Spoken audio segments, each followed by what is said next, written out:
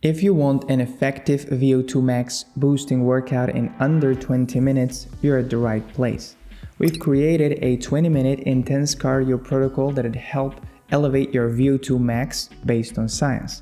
This could potentially increase stamina, improve your metabolic health, lung capacity, and heart capacity. So first of all, let's clear up what VO2 max is and why you want it high. VO2 max is the maximal oxygen uptake your body can get and use to power up aerobic processes in the body. In other words, it's the maximal aerobic capacity of your body. The higher it is, the more aerobically capable we are.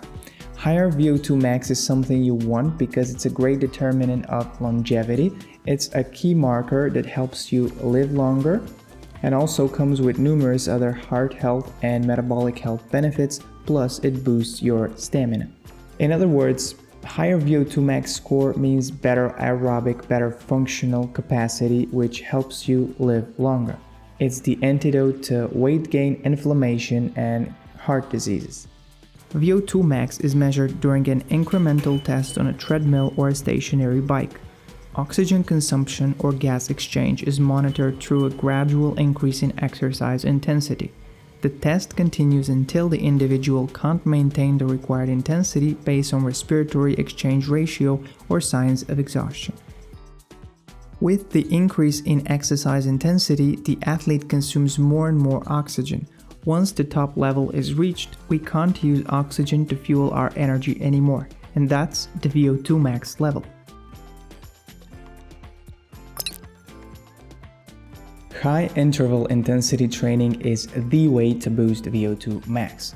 While HIIT has taken a hit recently due to its stressful effects on the body, new research and biohackers seem to agree on this one.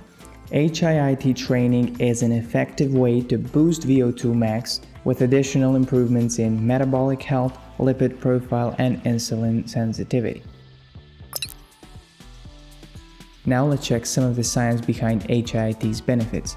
Research suggests that HIIT cardio can be great for improving insulin sensitivity, glucose tolerance, and increased glucose uptake in the muscle. HIIT training, a slightly shorter and more intense type of HIIT workout, shows significant improvements in insulin sensitivity by 28% and 62% reduction in diabetes type 2 in 8 weeks of training. A similar to ours, 4x4 minutes high-intensity workout showed higher efficiency in increasing VO2 max levels than doing the same total work at a lower intensity for a longer duration.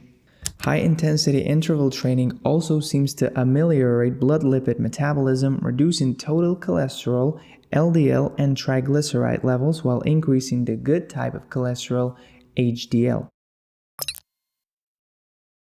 Now let's go on to our 20-minute VO2 max boosting protocol. First thing you want to measure is intensity. Now if you know your maximal heart rate or you have a heart rate monitor, this will be a breeze. If you don't worry, you'll just have to guess on the subjective level of intensity on a scale from 0 to 10.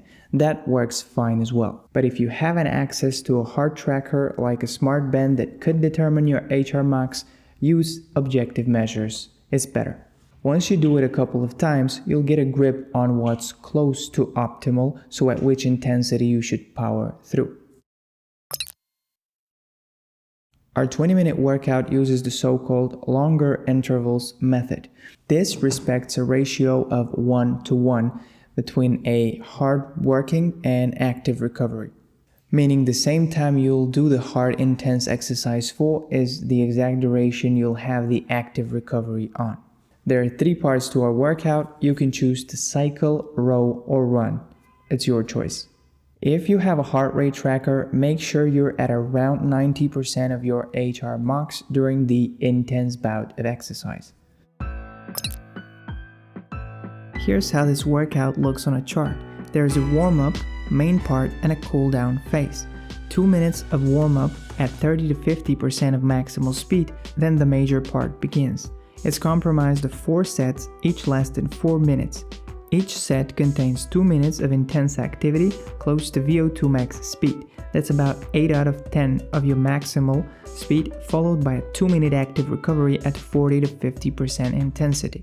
Last thing is the cool down phase. You dial down the intensity similar to your warm-ups, 30 to 50% of maximal speed, and finish off in 2 minutes. First part is warm-up. Start warming up by doing your activity at a slower, lighter tempo of 30 to 50% of maximal speed for 2 minutes. Then we transition to the main part, increasing our intensity for the first intense set. We go at 8 out of 10 speed, hard tempo that we hold for 2 minutes. You should breathe heavy, start sweating, and feel the burn. After about 2 minutes, we dial down the intensity to start with the active recovery part for 2 minutes. Repeat this for 3 times more, so we have 4 cycles in total. Last, sweet part is the cool down phase, where you dial the intensity down for additional 2 minutes at about 30 to 50% of maximal speed. This helps flush lactate out and ease off of your workouts, reducing stress and toxins that have accumulated. That's pretty much how this HIIT routine looks like. Now on to a few key takeaways and tips from this video.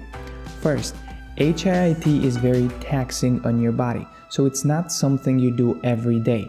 Once or twice a week at max is the optimal ratio of how to extract the maximal benefit without overtaxing your system. So keep it tight, no more than 2 times a week.